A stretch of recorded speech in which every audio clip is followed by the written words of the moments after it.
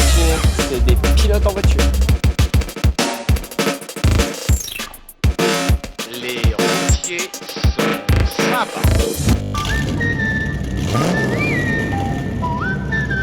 Salut les couilles! Bienvenue dans ce nouvel petit épisode instructif. Voilà, aujourd'hui on va parler d'une chose dont je me posais beaucoup de questions avant d'adhérer. Et une question que je pense que vous vous posez aussi beaucoup parce que vous avez beaucoup demandé cet épisode. La bourse de fret, comment que ça se passe? Avant toute chose, je te laisse apprécier, il fait n'importe quoi celui avec son petit cruiser. Je te laisse apprécier la circulation de La Rochelle en ce jeudi matin. Bah ça roule pas trop mal. Enlevez weight. Aïe aïe aïe.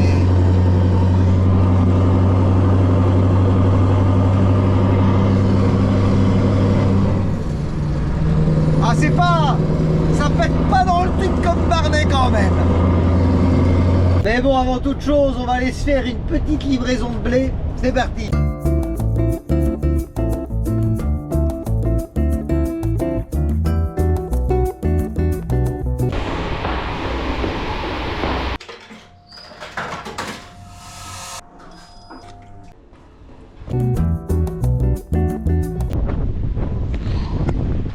Alors là on est bien. Oui, j'aime mon métier. Il y a pire quand même. Allez, c'est parti, on y va.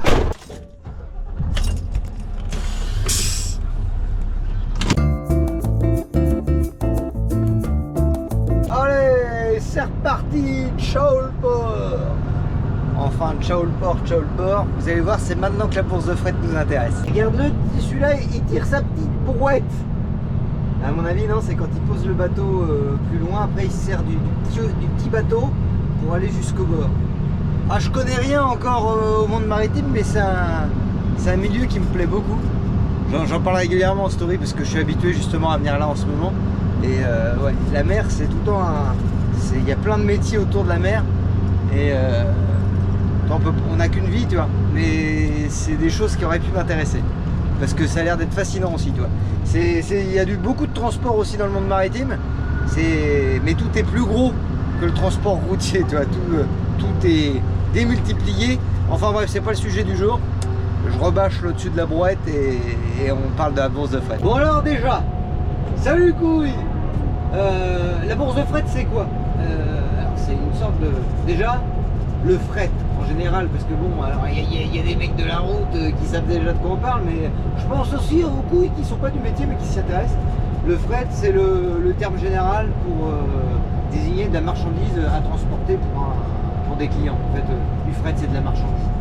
La bourse de fret en fait c'est une plateforme sur internet où tu as des entreprises qui ont de la marchandise à faire déplacer d'un endroit à un autre, et donc tu as des entreprises vraiment qui sont pas spécialement liés dans le transport, qui sont plus des affréteurs.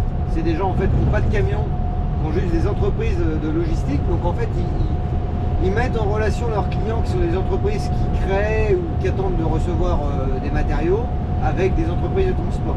Donc il y a beaucoup ce genre de profil sur les bourses de fret. Et il y a aussi des transporteurs, même moi je pourrais en faire partie, qui ont pris trop de boulot ou qui ont signé des contrats avec des engagements qui n'arrivent pas à les honorer. Donc en fait ils proposent des tours à d'autres transporteurs. Voilà. Je vous montrerai tout à l'heure sur la plateforme internet comment que ça se passe réellement. Mais en gros faut que tu imagines, c'est comme un forum, tu vois. C'est une plateforme internet où du coup tu as la carte de France, tu dis dans l'idéal toi tu es dans ce secteur là et tu aimerais aller par là. Et en fonction de ça, du coup le logiciel il calcule qui sait qu'à quoi proposer. Vu que le transport est spécial et spécifique, en fait voilà, on n'a pas tous une benne, on n'a pas tous une tote, on n'a pas tous une citerne. Voilà, donc en fait sur cette plateforme, déjà tu vas sélectionner ton type de remorque et comme ça t'oriente déjà vers un type de marchandise qu'on va pouvoir te proposer. Ça c'est payant, on va y revenir tout à l'heure, mais déjà pour comprendre le principe un peu de la bourse de fret. Donc en fait voilà, ça sert réellement à mettre en relation des entreprises de transport avec soit d'autres entreprises de transport qui ont des tours à proposer, ou des entreprises d'affrètement qui eux négocient des gros contrats, et et essaye après de trouver des transporteurs pour le faire. Bon, faut se méfier de cela. On y reviendra un peu plus tard. Après, dans le monde de la benne, il y a un truc qu'il faut savoir, c'est qu'en fait, on te propose des tarifs, mais en fait, on te parle en tonnes kilométriques. En gros, quand t'appelles, on te dit, écoute, je te donne, je sais pas, je te dis un truc comme ça, 18 € de la tonne. Donc en gros, tu sais que dans ta remorque, ah, il y a un joli chariot là. Là, c'est la passion. Là, un passionné. En gros, voilà, tu te dis, on te propose, je sais pas, admettons, ouais, 15, allez, 20 € la tonne. Plus tu vas aller loin, plus le prix va être fluctuant, tu vois bien. Plus tu vas être prêt. Moi, des tours à 10 km à 20 € la tonne, je prends direct à l'année, ma couille. Donc voilà, non, en fait, ça va dépendre où c'est que tu vas. Plus tu vas loin, on va y revenir aussi après tout à l'heure parce que j'ai eu des grosses désillusions là-dessus. En gros, on te propose 20 € la tonne pour faire un trajet, je sais pas, moi, 500 km. Bon, bah, faut que tu calcules vite parce que tu sais, c'est tac au tac. Tu dis oui, tu dis non. Enfin voilà, tu sais, faut que ça aille vite quand même. Donc le mieux quand t'appelles, c'est que tu aies le téléphone toujours pas loin, tu vois, pour faire à moins que tu sois un fortiche en calcul mental. Mais en gros, toi, tu sais que dans ta remorque, tu vas pouvoir mettre à peu près 29 tonnes. Donc tu fais ce qu'on te propose, donc 20 €, 20 fois 29, tu arrives à 580 €. Voilà. Donc tu sais qu'en gros, pour ce tour-là, admettons, je te dis des trucs au pif, mais que ça faisait 500 bornes, il te donne 580 €. Autant te dire, on me propose un truc comme ça. Enfin, je lui dis bonne soirée, bonne recherche, ciao, bonsoir. Voilà. Sur la bourse de fret, justement, tu as des gens sérieux et des gens un peu moins sérieux. Tu as des gens qui doutent de rien aussi. Justement, là, on m'avait proposé un tour qui faisait 603 km. C'était Saint-Malo, je sais plus trop où. C'était pas une entreprise de transport, c'était une boutique de fret. Pour faire ce tour-là, on me proposait, c'était 550 €. Donc quand c'est comme ça, tu sais que tu feras jamais rien avec eux. Moi, je t'invite à les insulter, c'est leur dire que vous êtes des cons, c'est à cause de vous. Enfin voilà, à un moment donné, le problème, c'est qu'il y aura tout le temps un connard qui prendra le tour. Et ces gens-là, bah, après, ils n'ont pas de scrupules. Ils disent, bah, écoute, je peux te faire ça à tel prix, mais je suis au max. Et puis c'est ça ou rien. Et en plus, ils sont un petit peu désagréables, ceux qui te proposent des prix de merde. Parce qu'ils savent, t'as les couilles, ils savent que tu...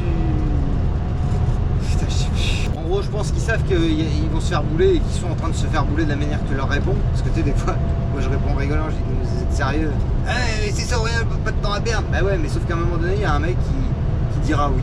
Et le problème, tant qu'il y aura des mecs qui diront oui, et bah ces gens-là, bah, leur transport il est assuré, pourquoi payer plus? En vrai, c'est vrai, vu que t'as un connard qui est prêt à te le faire, pourquoi augmenter les prix, hein? Voilà. Mais par contre, s'ils n'arrivent pas à faire leur tour, et puis que bah, leur client en face il dit ça se passe comment? Parce que moi je travaille avec vous pour vous me trouver des solutions pour mes livraisons, comment ça se fait que vous n'y arrivez pas, je vais aller voir ailleurs. Bah voilà, parce que ces gens-là, faut pas oublier, ce qu'ils font, c'est qu'ils prennent de l'argent pour assurer les transports alors qu'ils n'ont pas de camion, ils te revendent des tours, mais en fait des fois pour avoir le marché et avoir beaucoup de transports à gérer, et ben ils leur disent bah nous on va te le faire pourtant, mais genre des prix minables, et eux qui veulent gagner de l'argent. Et justement les affaires reprennent les couilles. C'est une relation que je me suis créée sur la bourse de fret, parce que voilà, il y a des gens avec qui ça passe super bien, on en reviendra tout à l'heure, mais tu parles avec eux et après de temps en temps ils t'appellent de temps en temps pour te proposer un tour et ils disent est-ce que tu es dans le coin, j'ai ça à faire, enfin bref, ça on en reviendra après, parce que du coup la bourse de fret, il y a des avantages et il y a des inconvénients. On va rester dans la partie qui est un peu relou là, les gens qui te prennent pour des cons et qui essayent de se faire de l'argent sur ton dos et que toi tu trimes pour un con. Donc en fait c'est beau, il y a des boîtes comme ça qui je sens que ça va être une couille encore, hein, ça va être la passion, voilà c'est la passion, bon. Il y a des... Putain mais ça me fait grave plaisir de vous croiser tout le temps, mais là plus ça va, plus c'est compliqué de vous tourner des blocs parce que je suis content de vous croiser, puis ça me sort de ce que j'étais en train de vous raconter. Voilà, donc en fait il y a des boîtes, c'est des boutiques d'affrètement, eux ils n'ont pas de camion, eux ils s'en foutent, ils n'ont pas de coût de structure, de camion à faire rouler, de mecs à payer, de carburant, tout ça. Eux leur but c'est de négocier des grosses masses de transport auprès de gros clients, et eux après leur mission c'est de trouver des entreprises de transport ou des petits gars comme moi, enfin voilà, eux leur but c'est après de trouver des gens pour faire leur transport. Le problème c'est qu'il y en a là-dedans, il y a plusieurs entreprises qui font ça. Leur but eux c'est d'amasser beaucoup d'offres. Des fois du coup ils négocient des prix de merde à la base, Du coup, vu qu'eux ils négocient un prix de merde et qu'ils sont obligés de faire le taf, et ben et du coup ils sont obligés de eux créer du bénéfice quand même sur ce truc là. Eux sur ce prix de merde ils vont quand même enlever une partie pour eux et toi ils te donnent des clopinettes.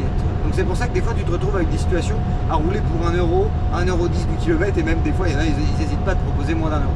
Donc ces gens là, voilà, il y a des gens en fait qui se disent ouais mais au lieu de rentrer à vide je prends ça. Moi personnellement sur la bourse là il y en a un qui a capté que je faisais des tours régulièrement dans un coin qui pouvait l'intéresser. Il m'a proposé un prix de merde, ça faisait 1,10 € du kilomètre. Je lui ai dit non. Je lui ai dit non. Il me dit ouais de toute façon tu rentres à vide. Parce qu'en fait il sait très bien que c'est un secteur où il n'y a pas grand chose à remonter. Je dis ouais je rentre à vide. Ouais mais c'est quand même mieux que tu rentres avec 1,10 € qu'avec rien du tout. Non en fait je t'explique. Déjà de une, entre le temps que je vais attendre pour charger, le temps que pour vider, ça se trouve je vais me pointer pour vider et puis ton client il sera fermé, il va y avoir de l'attente. Hein. Plus le carburant que ça va me coûter en plus à tirer du poids, en fait non ça m'intéresse pas. Et en plus partir sur le marché, ça fait remettre une pièce dans la machine, tu vois. Ça veut dire que tu es d'accord pour à ces conditions là. Donc moi je suis pas d'accord, tant pis, je roule à vide, je gagne moins d'argent. Ça pourrait payer le gasoil en fait. Mais moi je préfère avoir ma fierté, pas baisser ma culotte et puis essayer de faire remonter un peu le transport. Mais tout le monde ne fait pas ça. Il y en a ils réfléchissent pas comme ça, ils disent bon c'est mieux que rien et puis voilà et puis tant pis. Mais bon voilà, c'est un choix, moi j'ai fait ce choix là. J'aimerais bien, c'est pour le bien de tout le monde en vrai. Mais si, moi je suis tout petit, c'est pas parce que moi je vais le faire ou je vais pas le faire que ça va changer les choses.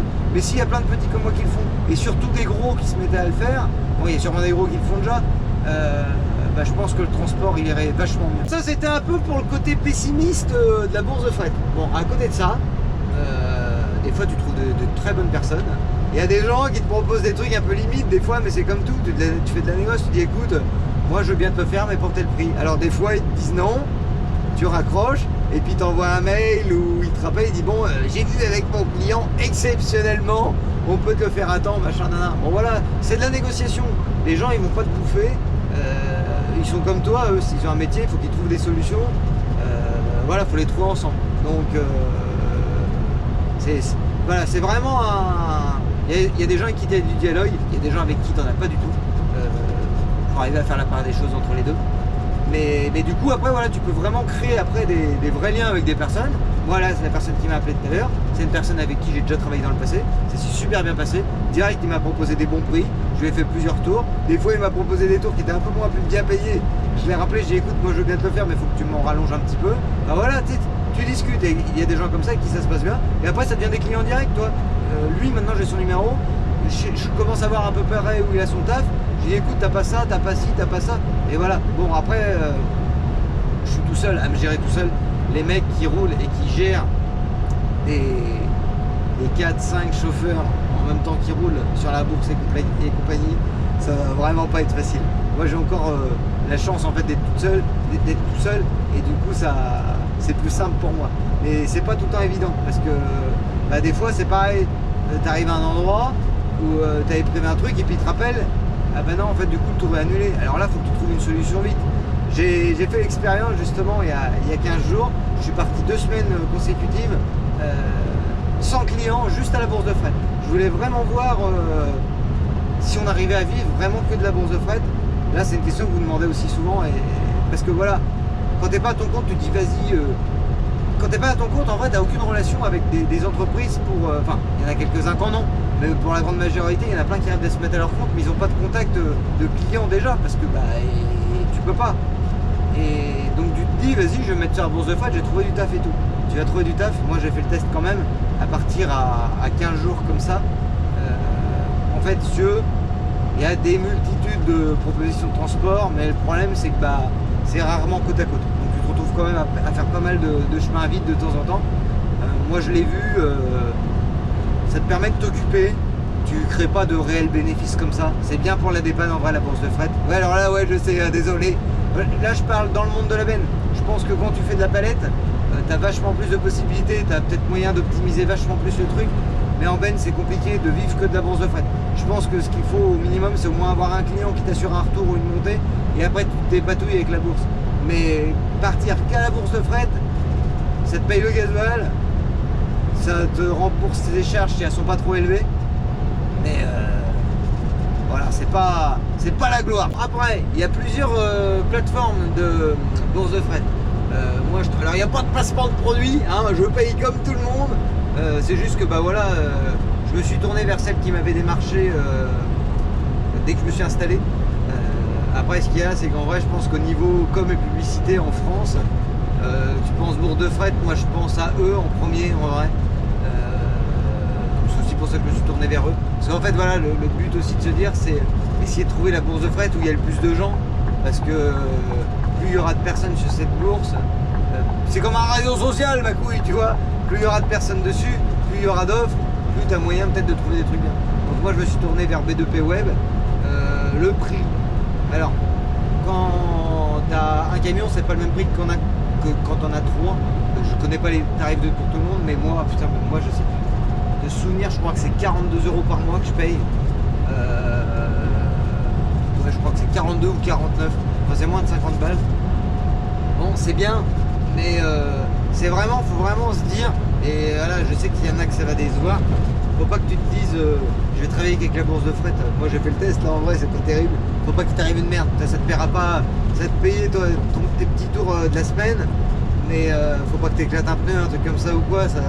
Voilà, ça sert juste à occuper ou à dépanner ou à te ramener à un autre endroit, mais en vrai c'est pas la grosse gloire, tu vois. C'est pas avec ça que tu vas faire des gros bénéfices et puis que tu vas développer une entreprise de transport. Voilà, je comptais vraiment mettre un point clair là-dessus. Après, des fois tu peux avoir des coups de chance, ça m'est arrivé. Une fois j'en ai appelé un. Alors il se passe un truc, quand tu cliques sur une offre, l'offre t'as jamais les. Enfin, de temps en temps apparemment on m'a dit qu'il y en a qui mettaient les prix en direct dessus. Je vous montrerai tout à l'heure, t'as pas les prix, mais en fait eux, les entreprises qui postent, ils voient que t'as cliqué dessus. Et une fois j'ai cliqué sur un truc, enfin, ça m'est même arrivé 2 fois. Mais je vais vous dire, parce qu'une fois en fait ça a payé le truc. J'ai cliqué dessus, j'ai vu le truc, j'ai dit bon moi je garde ça dans un coin de la tête. Et il fallait que j'arrête. Enfin, j'étais en train de faire des plans sur à 2-3 jours. Je me dis je vais finir par là, qu'est-ce qu'il y a déjà à ramener pour aller où, nanana. J'ai cliqué dessus mais j'ai pas appelé.